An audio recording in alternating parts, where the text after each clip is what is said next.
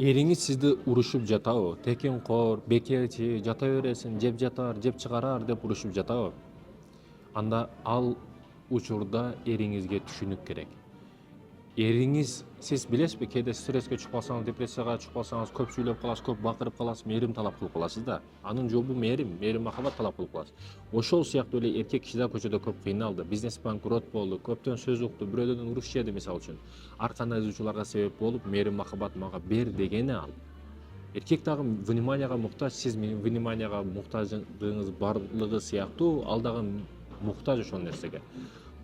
Көчөдөн көп кордолуп калды, бирөөдөн запкы жеп калды, кыйналып калды, үйгө келсе тамак даяр эмес, же бирдеке даяр эмес, ошонун себебинен сизди урушуп атат да. Бул бар нерсе.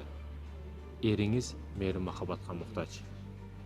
Кийин кымбат арзандыгын айтпай калат, косметологиянын, сиз коюп жаткан помаданын табигыйлыгынын кымбатчылыгын айтпай калат. Эгерде сиз сулуу болсоңуз, өзүңүзгө карасаңыз, парашютты жагып туруп, керектүү жерде керектүү нерсени бере алсаңыз, урматтуу эже карындашым. Ошондуктан эриңизге мээрим махабат бериңиз. Ызычуу болуш шарт эмес, ага чейин берип туруңуз.